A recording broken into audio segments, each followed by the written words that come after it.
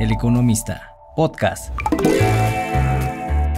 Hola, ¿qué tal? Bienvenidos y bienvenidas a Coffee Break, un podcast de Capital Humano y El Economista, donde hablaremos de todo lo relacionado con el mundo del trabajo, el desarrollo de carrera y la política laboral en México y el mundo. El Coffee Break.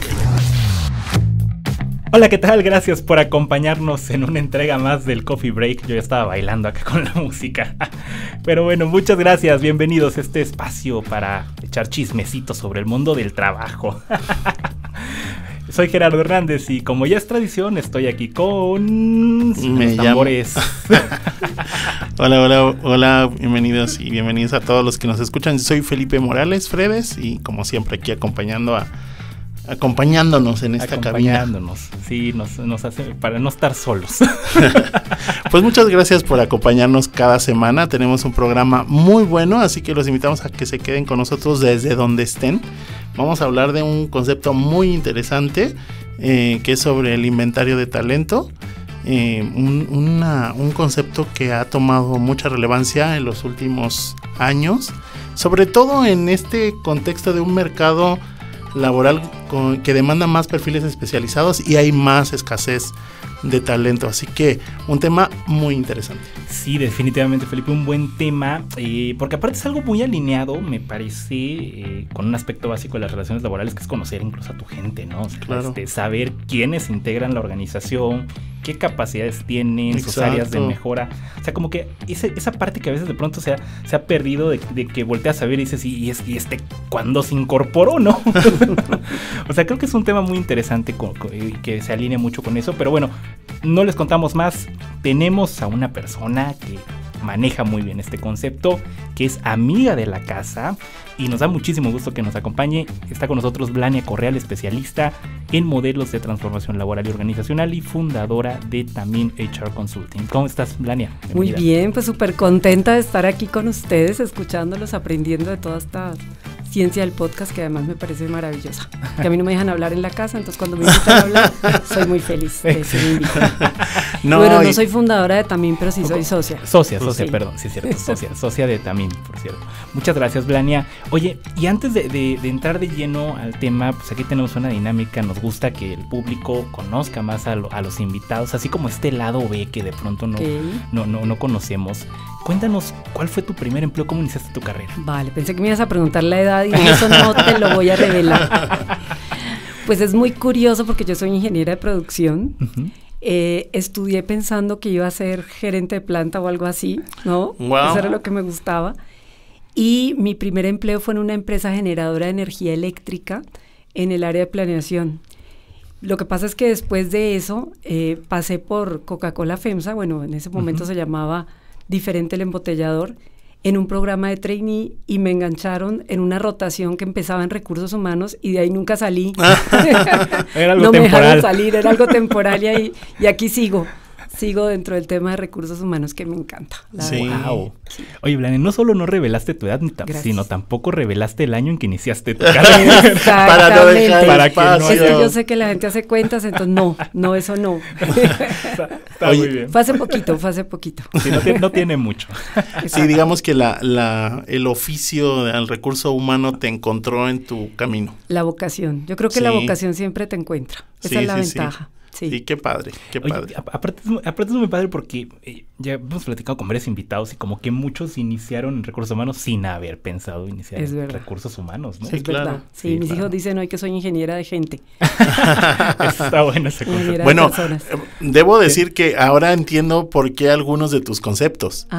¿no? Claro, porque a mí algo que digo, como decía Gerardo, Blania es una amiga de la casa, ella es colaboradora de Capital de Capital Humano desde hace varios años. Y para mí este podcast es muy especial, no solamente porque hace tiempo que veníamos planeándolo, sino porque también es primera vez que estamos en persona, ¿no? Por fin. Después de todos estos años, ¿no? Electrónicos aquí. pero me suena, o sea, ahora al entender un poquito tu trasfondo, me suena mucho de los conceptos que has tú ido planteando a lo largo de estos años en tu columna. Porque pues sí has hablado de ingeniería laboral y varios conceptos relacionados y ahora entiendo de dónde viene, ¿no? De acuerdo. Oye, Blania, y ya entrando a este tema, cuando hablamos de inventario de talento, ¿a qué nos referimos? De acuerdo, pues sale justo, como bien dices tú, de ahí, del trauma que tengo de la clase de inventarios. No, porque realmente lo que pasa en las organizaciones es que a veces damos por hecho que tenemos el talento o damos por hecho de que tenemos las manos, voy a ponerlo en esos términos, para lograr los objetivos. Claro. Y resulta que la planeación de talento es exactamente igual a la planeación del inventario. Lo único diferente es que este inventario está vivo. Es como si yo tuviera las cajas del almacén moviéndose, creciendo, rotando, cambiando. Y realmente el concepto sale de, como negocio, te pones a pensar, ¿qué necesito yo para crecer? ¿No? Y son cosas diferentes, porque de pronto, si yo estoy pensando comprar una nueva operación, expandir mi negocio, crecer en un mercado distinto, meterme en un tema, en un producto diferente, necesito unas capacidades distintas, así mi estrategia está en el crecimiento orgánico, yo me quiero establecer en mis mercados. Entonces, frente a eso uno dice, a ver, ¿qué tipo de talento necesito? ¿Qué capacidades necesito? ¿Cómo es esa, cómo es ese perfil que yo requiero? Y entonces me voy ahora a hacer mi inventario y entender qué tengo. Claro. Y esa brecha que hay entre esas dos visiones, pues lo que te genera justamente es la necesidad de inversión. ¿Qué nos pasa muchas veces como RH? Que el primer presupuesto que se corta en las organizaciones es el presupuesto de desarrollo. Sí. ¿Por qué? Pues porque si no estamos dando específicamente el retorno de ese presupuesto de manera real, no hay un cuento de que mira, si no me das, no, es realmente cuánto tengo que invertir yo para tener el inventario que tú, líder de organización, requieres para lograr tus objetivos. Sí, claro. Sí. En ese momento aterrizas el tema y entonces básicamente lo que estás haciendo es evaluar tu inventario y entender qué tanto tienes que, buscar o qué tanto tienes que desarrollar para poder cubrir tu estrategia. Ese es realmente el concepto, de ahí nació. Qué interesante, porque aparte me pongo a pensar ahorita esta manera de ver, ¿no? a las personas así como un inventario para operar el negocio. Se me hace muy interesante porque muchas veces vemos nuevos proyectos o nuevas propuestas que suenan muy bonitas, pero uno se pregunta quién las va a operar, ¿no? Así es, claro. Buen punto. Pensaba mucho ahorita al escucharte explicarnos este concepto, que creo que a nivel deportivo se tiene muy identificado, ¿no? Excelente, o sea, sí. Cuando un equipo... Depende de qué equipo. Bueno, sí, es verdad. Bueno, en el ideal, ¿no? Pero digo, yo me pongo a pensar en un equipo, un deporte que se juegue en equipo, ¿no? El entrenador pues sabe cuáles son las fortalezas y debilidades de cada jugador, entonces en un escenario ideal, sí, ¿no?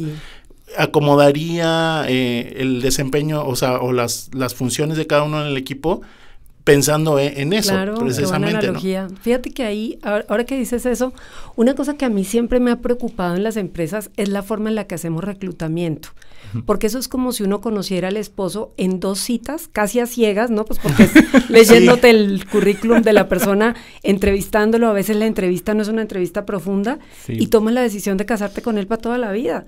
Claro. Entonces, tú tocas ahí un punto fundamental, Felipe, y es cómo realmente aprovechamos las fortalezas de la gente, lo cual tiene para mí 2 beneficios. Uno, que pues estás poniendo a la gente a hacer lo mejor que sabe hacer. Entonces, pues ahí sí, el que sabe ser delantero, el que sabe ser portero, pues mejor. Pero 2, disfrutas lo que haces. Y tú, Gerardo, decías ahorita, el mundo del trabajo y el inventario de talento tiene mucho que ver con el tema laboral también. Porque en la medida en la que la gente se conecte y esté enganchada, pues sin duda alguna está más feliz, ¿no? Sé que el concepto de felicidad a veces en las organizaciones tiene su tema, pero yo sí creo que entre mejor estemos ubicados en lo que podemos hacer, mejor va a ser la organización. Sí, por supuesto. Y porque retornando un poco a este tema, o sea, a veces, un poco lo que decía Felipe, o sea, no es si eres un defensa y estás jugando de delantero, pues qué frustrante, ¿no? Claro. O sea, porque te llega el balón y no sabes ni cabecearle. Sí. Qué interesante. Oye, Blania, y en este contexto, por ejemplo, o sea, el inventario de talento, ¿cómo se puede vincular con el tema de escasez? O sea, porque de hecho las empresas están reportando muchísimas dificultades para cubrir ciertos perfiles. De acuerdo. Sí, a mí me llama mucho la atención y creo que este tema va a estar mucho más presionado por el fenómeno del nearshoring. Nos está llegando una inversión extranjera directa que está proyectada, de acuerdo a varias fuentes, en más de 2 millones de puestos. Hicimos un análisis muy interesante porque imagínense ustedes que si nosotros calculamos o proyectamos el inventario de talento que tenemos hoy en México, y me voy a ir solamente a mandos medios para no meterme en personal de base, si yo proyecto la cantidad de personas que pueden tener la capacidad técnica para manejar esos nuevos puestos de trabajo, tengo un déficit que a mí de verdad me da pena decir el número porque es muy grande, pero estamos arriba del 70%, es decir, el gap de talento que vamos a tener en mandos medios con enfoque técnico es del más del 70%. ¿Por qué? Porque cuando uno mira cuántas personas nos graduamos de carreras STEM, realmente es muy poquita gente. Sí. Entonces, y siento que a veces es un tema de paradigma, ¿no? Porque como que sentimos que la gente tiene que ser muy buena en matemáticas para estudiar ingeniería. No, la ingeniería es al final un proceso lógico que a quien le guste la lógica, pues va a tener habilidades para eso. Entonces creo que hay que promover eso. Y también el tema de las mujeres. Ahí aprovecho para comentar eso. ¿Qué nos encontramos? Que a la mujer, por diferentes circunstancias, le hemos dicho históricamente que no es buena para ese tipo de materias, ¿no? Entonces no se animan a estudiar. Tú ves que en México son mitad y mitad, en la población son mitad hombres, mitad mujeres. Esa historia de que por cada hombre les tocaban 7 mujeres, eso no es verdad. Ustedes que se lo quieren creer. Pero no es así, es 1 a 1. Pero cuando uno mira cuántas mujeres y cuántos hombres participan, por ejemplo, en el sector manufacturero, casi que por cada 4 hombres hay una mujer. Sí, y estoy siendo súper conservadora con el dato. No, y eso es súper relevante porque esta cifra que mencionas del déficit de ese talento de mando medio, pues las empresas que lleguen lo van a cubrir. Claro. Sí. O sea, y si no hay talento aquí, lo van a traer de otro lado. Sí. O sea, pero ellos ellos vienen por una ventaja geográfica y económica a operar aquí, y ellos van a buscar a ese personal. Si no lo encuentran aquí, lo van a buscar en otro lado. O van a poner a alguien que no tiene todas las capacidades y características. Y ojalá lo formemos, yo creo que eso sería lo ideal. Pero por eso me gusta hacer la analogía del inventario de talento, porque si tú tienes, voy a decir una cosa muy fea, una materia prima que no es la correcta para un proceso y se la pones a la máquina, lo que te termina saliendo es un producto que no es el adecuado. Sí, claro. Entonces, si no tenemos un talento desarrollado, pues vamos a tener problemas en las organizaciones.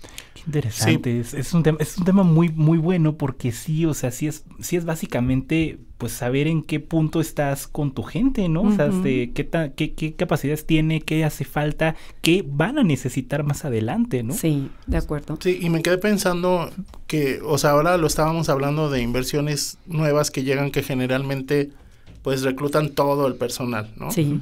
Para la operación de esa planta. Pero, por ejemplo, en el caso de un negocio que va a desarrollar algo nuevo, a veces lo primero es decimos, tenemos que contratar a alguien.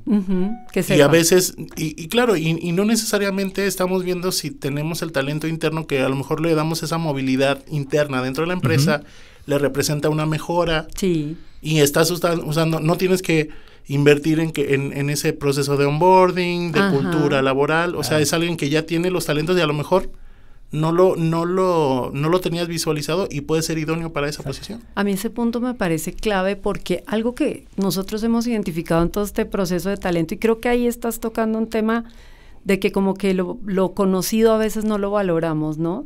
Porque a veces ves ejecutivos que dentro de la organización no logran crecer, salen y se van a otra empresa y les va súper bien. Sí, son súper exitosos. Súper exitosos, entonces como que no valoramos a esa persona. Y es más, después los volvemos a contratar de regreso más caros. Sí, claro. Pero tú tocas ahí un punto súper clave porque yo sí creo que en la medida en la que le invertimos al talento interno, lo que pasa es que, claro, si tú me dices que mañana me vas a conseguir una cita con Brad Pitt, se me olvidó contarles, hoy estoy de aniversario, estoy cumpliendo 26 años de casada. Felicidades. Y ni así cambiaría a mi marido por Brad Pitt. Pero pues Brad Pitt yo nunca lo he visto que deje la toalla en el baño tirada, o sea, todos los defectos del nuevo candidato no lo sé. Claro. Yo sé lo que la gente que está en mi organización hace, entonces por eso muchas veces no valoro ese perfil y como bien dices tú, no invierto en su desarrollo, pero acá hay un tema que me gustaría mucho comentarles y es, a mí el tema de inversión en el desarrollo también me parece un tema bastante particular, ¿no? Porque uno dice inversión en desarrollo y las empresas se imaginan agarrar a la gente y regarle cursos de capacitación así con mangueras, ¿no? Sí.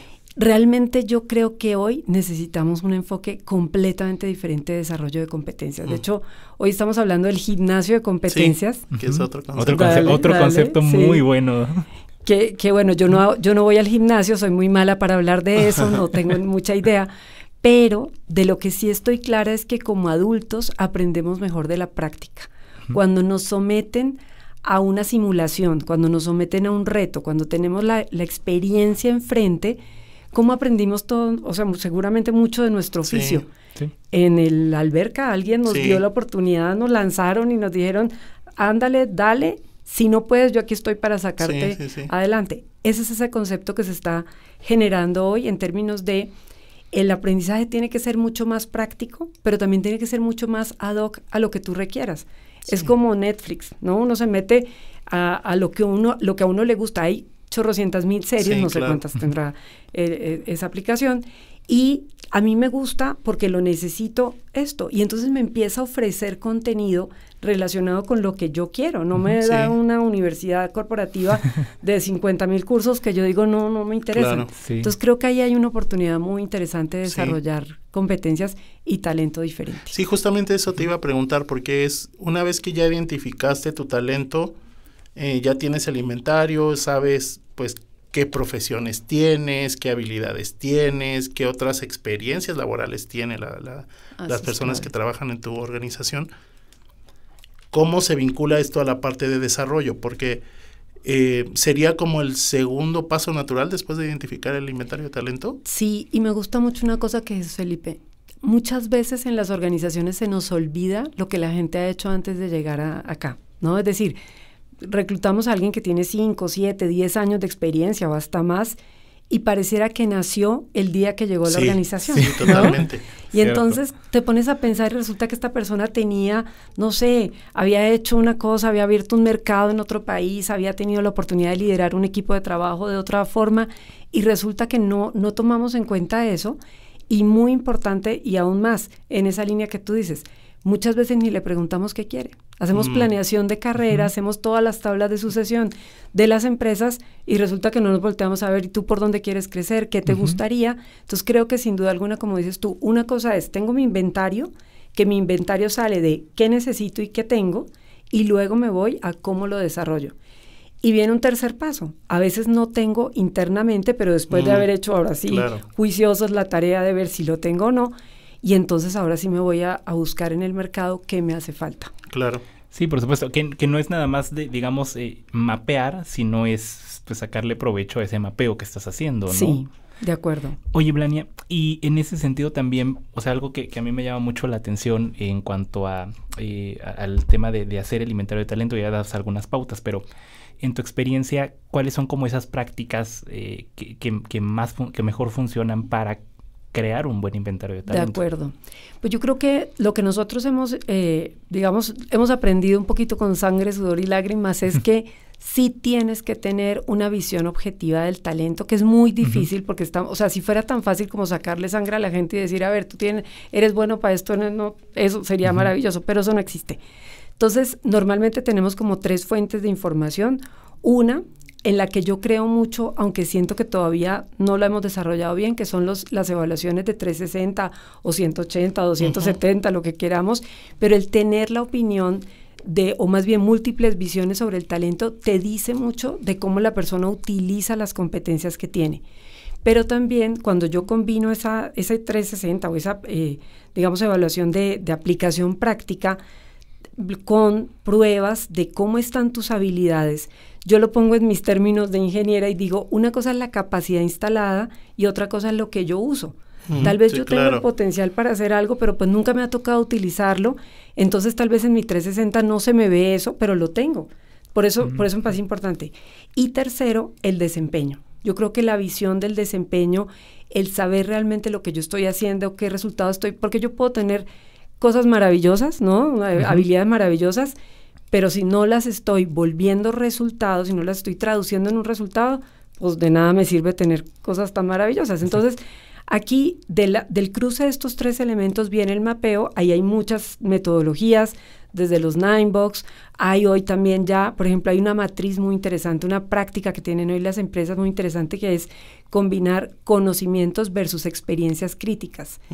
Si yo les pregunto a ustedes, ¿qué cosas les sirvieron más en su carrera profesional para llegar donde están sentados? Seguramente ustedes identificarán que hay 5 o 6 experiencias que ustedes dijeron, gracias a eso logré aprender las habilidades que tengo hoy. Eso es lo que tenemos que descubrir en las personas. Entonces la formación y el desarrollo se vuelve más divertido, porque ya no es un tema de, es un curso de finanzas para no financieros. No, es un tema de ¿qué tengo que aprender? Entonces, de pronto, manejar una huelga. Pues manéjale una huelga y a ver, ¿no? Esa es una experiencia crítica. O enfréntate en una retroalimentación difícil, maneja un cliente de este estilo. Entonces, creo que ahí podemos indagar mucho y sacar herramientas muy prácticas. Claro. Oye, y no sé cómo lo veas, pero igual creo que invita mucho a la gente a estar consciente de eso, porque a veces tenemos aprendizajes que nos va dando la propia trayectoria laboral, pero que no los tenemos presentes. Buen punto. Sí, de acuerdo. Sí, me hizo pensar ahora lo que decía Gerardo en el tema de, en este inventario de talento, muchas veces nosotros mismos a nivel individual no sabemos nuestro propio inventario. Buen punto. Sí. ¿No? O sea, es como, ¿qué habilidades tengo yo y qué le puedo ofrecer a la organización? Pero ahí le puedes preguntar a tu esposa y te garantizo que ella te va a sacar el inventario. Sí, o sea, es una tanto muchas positivo veces como negativo. Sí, las personas a nuestro alrededor están mucho más conscientes que nosotros, ¿no? Blania, y en ese, digo, tú tienes una formación de ingeniera y creo que me gustaría conocer tu opinión, porque esto suena muy, esto está muy bien, pero ¿qué función juega la automatización o la digitalización de todos estos resultados? Porque yo me pongo a pensar, por ejemplo, si tienes ya inventario de talento, ¿no? Y entonces recursos humanos está buscando una nueva vacante para algo, pone ciertas palabras claves en una descripción y que haya un programa que le dé una alerta, oye, tú ya tienes a alguien con este perfil. De acuerdo, ¿no? de acuerdo. ¿Qué tanto ayuda en este inventario de talento estas nuevas formas? Excelente punto. Yo creo que eso es el santo grial de recursos humanos. Yo creo que el poder tener, primero que todo, como bien comentaban ustedes, la historia completa de la persona ya es un reto, porque muchas veces estos repositorios de información están súper desactualizados, ¿no? Pues porque la persona entró, nadie se ocupó de que lo llenara, difícil. Y hoy tenemos muchos medios, las redes sociales profesionales, por ejemplo, te dan información, la gente está interesada en poner su información en la red social, pues usémosla, ¿no? ¿Para qué lo volvemos a poner otra vez a llenar eso? Segundo, como bien dices tú, para que no sea un tema subjetivo de que yo me acuerde que Felipe hizo tal cosa, o Gerardo ya tiene esa experiencia, pues ya tenemos motores de búsqueda internos dentro de la organización que hacen que las personas, o que podamos hacer ese cruce, y yo incluso iría un poquito más allá. Esos motores de búsqueda nos pueden ayudar también incluso a cruzar competencias, porque tal vez yo estoy buscando a alguien que haya tenido o que tenga la capacidad de tomar decisiones estratégicas, por decir cualquier cosa. Pero pues no, así no está la competencia evaluada dentro de la organización. Pero si yo sumo una serie de capacidades como la visión estratégica, la capacidad de adelantarme a los problemas, en fin, 3, 4 habilidades y las cruzo, de pronto me encuentro a alguien que tiene ese potencial de intervenir y hacer ese puesto de manera efectiva. Entonces yo creo que ahí tocas un punto espectacular. Creo que como recursos humanos vale la pena dejar de estar lejos del tema. Creo que ya hemos evolucionado y creo que ya nos hemos metido mucho en ese proceso, pero sí creo que nuestra mejor amiga en el tema de gestión de talento va a ser la inteligencia artificial. Y ¿sabes qué? Me hacía pensar un poquito en que le quita esa subjetividad, porque Alex Ureña, que también es colaborador de Capital Humano, escribía hace un tiempo sobre el problema de los que no se ven. Ajá. O sea, en las organizaciones hay mucha gente que no es visible porque a lo mejor su carácter no es extrovertido, ¿no? Generalmente ascendemos al que al más, ¿no? Que presenta bien. Sí, pero no necesariamente tiene las mismas habilidades. Pero así le das la oportunidad a todas las personas independientemente de su personalidad, porque estás valorando a la persona por un perfil integral, ¿no? Y también le das la responsabilidad, porque muchas veces te encuentras con que el ejecutivo viene a la oficina de recursos humanos y te dice, bueno, ¿cuál es mi plan de carrera? No, pues, ¿cómo así? ¿Qué quieres tú? ¿Para dónde vas? ¿Qué estás buscando? ¿Cuáles son tus metas? Entonces, creo que en la medida en la que hacemos más objetivo esa identificación de talento, a mí como trabajador, como colaborador, me pone también la tarea de mantenerme empleable, de desarrollar mis competencias para ser más visible, para que realmente la organización capitalice mis habilidades. Sí, entonces ahí, por ejemplo, me pongo a pensar, digamos que hice una licencia en algo. Sí.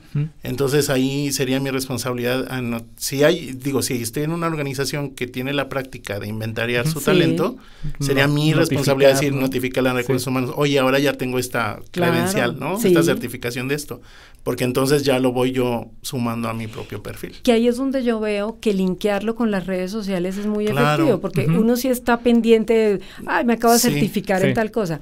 Y más allá de la formación, ¿qué experiencias has tenido? Claro. Porque también el punto ahí es, tuve la oportunidad, no sé, de negociar un contrato colectivo muy complejo. Sí. Pues mejor eso que un curso de negociación. Sí, claro. Entonces creo que en ese sentido tocas un punto súper bueno y es, sí somos responsables de mantener como personas ese inventario actualizado. Sí, y las experiencias lo definen todo. Definen todo. O sea, si tienes la oportunidad de hoy, mencionabas el caso del contrato colectivo, que es muy emblemático, ¿no?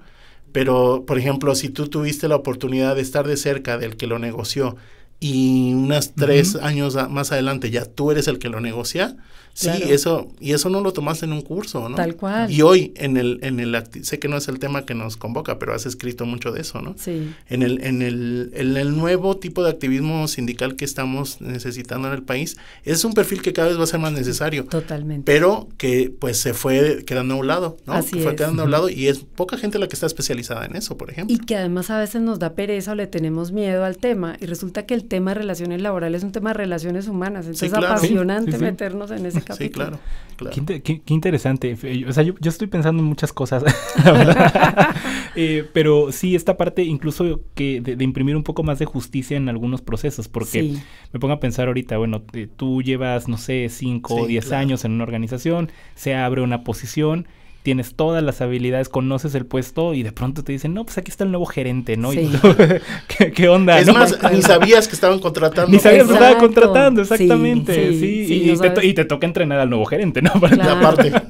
Porque ahí hay un elemento que, ay Dios, esas y me encanta que hablaste de justicia. Creo que desafortunadamente a veces los procesos de planeación de talento pasan más por el networking que por el por la misma capacidad. Entonces, ¿quién te conoce en la organización? ¿Quién es tu padrino? ¿No? También eso aparece por ahí. Y resulta que nos estamos perdiendo un buen talento y entonces terminas teniendo un jefe que nada que ver y ahí las personas se desmotivan. Buen punto ese. Sí, por eso, y muy vinculado a lo que tú mencionabas, o sea, pareciera que no tiene nada que ver con la satisfacción de las personas, pero está muy vinculado también. Y con la cultura, ¿no? Porque cuando tú ves que a quien promovieron fue a una persona que tiene ciertos valores, que tiene un cierto comportamiento, pues yo me quiero parecer a él para que a mí también me promuevan. Claro. Entonces, el mejor modelador de cultura es la gestión de talento. Ay, sí, totalmente. Sí. Inicia con eso, con conocer, ¿no? Sí, lo que tienes. Exactamente. Blaña, nosotros tenemos aquí también una sección que se llama El dato detrás del dato. En una investigación reciente de Tamim HR Consulting, precisamente en el contexto del nearshoring hablaban de esta escasez de talento del 71% en mandos medios, ¿no? ¿Cómo ves tú este tema? Me gustaría, pero yendo a qué desafíos nos genera como país, como instituciones académicas, como empresas, como personas. De acuerdo, ¿no? De acuerdo. ¿Cómo ves el desafío? Pues a mí me gustaría complementar ese dato con otra encuesta que hicimos. Esa la hicimos pues con las empresas que son nuestros amigos. Afortunadamente tenemos bastantes amigos, entonces bastantes contestaron la encuesta, no mentiras. Una cosa que me llamó la atención. Cerca del 30% de estas posiciones de mandos medios, por ejemplo, son ocupadas por mujeres, que vuelve un poquito al punto. A mí el tema de la diversidad per se como diversidad me parece muy interesante, pero me gusta más cuando lo hablamos desde la perspectiva del negocio. ¿A qué me refiero? Si como organizaciones no echamos mano de ese talento femenino, por ejemplo, y no las sumamos y no las emocionamos y enamoramos de las áreas técnicas, por ejemplo, pues estamos dejando de sumar a un recurso, que no me gusta decir recurso porque realmente las personas no somos recurso, pero estamos dejando de sumar a personas en este proceso tan importante. Entonces, como bien dices tú, yo creo que los retos alrededor de ese 71% de escasez están. Primero, en lo que ustedes decían, identifiquemos el talento interno. Hoy, algo que hemos desarrollado con algunos de los clientes que está muy bonito, es un programa que le llamamos Boomerang. ¿Qué es el programa Boomerang? Muchas veces, algunas mujeres y hombres también tienen que retirarse de su carrera profesional por cuidado de la familia, cuidado de adultos mayores, de hijos, etcétera, pero quieren regresar. ¿Cuál es el gran reto de estas personas para regresar? Que tienes un espacio en tu hoja de vida, en tu currículum, que te dicen, oye, no, pues sí, muy interesante tu experiencia anterior, pero pues lo último que hiciste no cuenta. Y cuánto aprendemos también en el mundo del cuidado del familiar y personal. Entonces, ¿por qué discriminar eso? Entonces, lo que estamos haciendo ahorita es trabajar en un proceso para identificar esas competencias más allá de la experiencia, digamos, y volver a traer a estas personas al mundo laboral con varias ventajas. Primero, es una fuente de talento diversa, nueva, que no está tan explorada, entonces pues ahí tenemos oportunidad. Segundo, trabajamos mucho en cómo identificar esas competencias de estas personas, dándoles una oportunidad a personas que además van a estar contigo y no se van a ir, son las que más van a estar conectadas con la organización. A mí, adicionalmente a eso, que Boomerang no necesariamente está, digamos, en personal de mayor edad, hay de todo, pero también esa es otra fuente muy interesante. Cuando empezamos a contratar y darle oportunidad a personas de más edad, ¿no? Aquí no voy a decir los números, pues para no, porque siempre uno ya no sabe qué es joven, qué es viejo. Entonces, personas de más edad, te das cuenta que son personas que tienen mucha experiencia, que ya la vida los ha ayudado a desarrollar de pronto un poquito más de inteligencia emocional, pues porque se han dado más golpes y ya han aprendido más. Y sobre todo que le meten mucha energía, ¿no? Porque tienen muchas ganas, porque no han tenido oportunidad en otro lado. Entonces, ¿cómo no darles oportunidad de que vengan, de que desarrollen esto? Y te los encuentras y resulta que son los más millennials de todos, ¿no? Entonces, claro. Yo creo que ahí tenemos realmente un reto de pensar distinto como organización y meternos en grupos de talento que no habíamos explorado. Pensar yo que es una manera. Oye, y ahora que mencionas esta parte, porque, o sea, sí es como que, o sea, uno puede decir, bueno, o sea, suena muy padre, pero yo sigo encontrando gente, ¿no? Pero en algún momento la realidad le va a alcanzar a todas las organizaciones, ¿no? Y sobre todo con el fenómeno del nearshoring, que están llegando nuevas empresas. Y al final la competencia es sobre la misma base, o sea, si no hacemos algo por diversificar, nos peleamos a los mismos y también suben los costos porque pues esa persona que tiene 3 opciones pues va con cada quien a ver qué me ofreces, ¿no? Claro, de hecho este es un tema que estamos viendo ya hasta en lo laboral. La inflación ya no es el parámetro de las revisiones de contrato colectivo, porque justamente el mercado está tan presionado que las empresas dicen tengo que invertir para tratar de reducir mi rotación, para generar mayor conexión y que la gente no se me vaya, y por esa razón terminas con salarios más altos. Además, todo el incremento del salario mínimo ha achatado los tabuladores de las empresas, entonces eso también genera un reto. ¿Y qué dice la empresa? Pues mejor le invierto al contrato, por ejemplo, si fuera un tema de contrato colectivo, mejor le invierto para que no se me vaya la gente. Tengo feliz también a los trabajadores, tengo seguramente una negociación colectiva menos difícil y entonces todos ganamos, ¿no? Pero lo que tú dices es cierto, yo creo que nos estamos encareciendo. Solamente que a mí sí me puso a pensar mucho este dato de que somos a nivel de costo laboral más baratos que China, todavía, con todo y que ha venido evolucionando el salario mínimo. Eso creo que es un elemento positivo en términos de digamos, de lo atractivo que somos como mercado, pero también es un tema de responsabilidad como organización. Sí, por supuesto. Nos habla mucho de todavía lo que falta por recorrer, ¿no? Sí, de acuerdo. Sí, qué plática tan interesante, porque has traído sobre la mesa un montón de conceptos como el edadismo, las pausas laborales, ¿no? Este tema de la carencia de competencias, la falta de muchas veces la organización de el enfoque en habilidades. Y la corresponsabilidad que tenemos como personas trabajadoras de hacernos cargo de nuestra carrera. Hace poco tuve la oportunidad de hablar con jóvenes universitarios y así inicié mi plática, ¿no? Les decía, hazte cargo de tu carrera, pero no de la carrera que estás estudiando, o sea, de tu proyección. Y te tienes que hacer cargo desde hoy. Qué ¿no? bien. Y muchas veces creo que dejamos en manos de la empresa esa parte. Pero también hay, Felipe, yo creo que un elemento que a mí personalmente me gusta mucho, porque yo creo que yo soy Miss de Kinder frustrada, es que yo también creo que las universidades tienen que evolucionar en la forma en la que formamos profesionales, sí, ¿no? Acercarlos coincido, más sí. a la experiencia.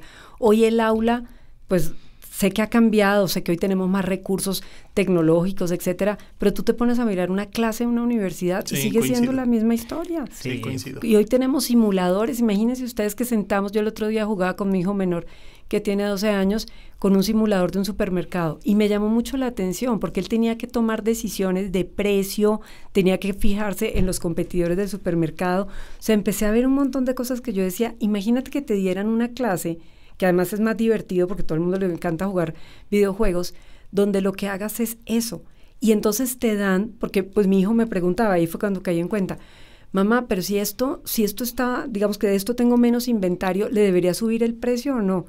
Ley de oferta y demanda en un videojuego. Ya le estás viendo el potencial. Bueno, es que mi hijo es financiero, mi hijo es financiero. Ya le viste el potencial desde ahora. Exactamente, pero ahí inventario está. De talento. Sí, claro, ¿no? Mi hijo mayor, por ejemplo, es súper fan de FIFA. Entonces, por supuesto que en ese juego, en ese videojuego, también aprenden cómo vender jugadores, cómo... Sí te rechazan las ofertas, sí se me ha tocado. Claro, y tienes que armar un equipo, entonces ahí estás armando el inventario de talento. Sí, yo veía claro. el videojuego y decía, esto es un inventario de talento, Sí, como claro. decías tú. Entonces yo creo que tenemos que evolucionar también a nivel académico de cómo vamos a formar a los profesionales del futuro. Sí, y eso es solamente la parte práctica, porque la parte administrativa es otro rollo, porque para que una universidad pueda tener la autorización para impartir una carrera, requiere un proceso de años de autorización para que cuando ya empiece la carrera ya está desactualizada con la realidad, sobre todo en áreas tecnológicas. Totalmente. O sea, Sí, vamos atrás. Pero por eso es que podríamos utilizar estas tecnologías para... Y la otra cosa que está muy compleja hoy, pero yo no sé si será por mis años que ya se me va... El problema es que hoy han emergido un montón de carreras muy raras, ¿no? Sí. Que las organizaciones tampoco saben qué hacer con ellas. Entonces creo que parte de la escasez es, o sea, al punto al que quiero ir es esa brecha que hay entre empresa y universidad, que todavía existe. Nos hemos acercado, hay muchos programas que buscan juntarnos, pero yo creo que todavía hay una brecha que tenemos que terminar de cerrar. Sí, sin totalmente. duda. Wow, pues qué padre, es un gran tema, y nos da para seguir hablando más. Sí. Pero ya se nos está acabando el tiempo, Blania, pero no quisiéramos cerrar el programa sin antes, pues, regresar un poco al inicio. De esa primera experiencia laboral que tuviste, que básicamente llegaste a un mundo que no tenías planeado. De acuerdo. ¿Qué aprendizaje te queda, qué lección te queda que hasta ahora sigues aplicando en la vida? Sí, yo tenía o tuve la fortuna de tener un súper primer buen jefe que yo creo que sí marca sin duda alguna el destino de todos. Y yo recuerdo, él había sido sacerdote, eso era muy chistoso, y era el responsable de desarrollo de talento en la organización. Órale. Santo desarrollo. Santo desarrollo. Si me escucha me va a pegar.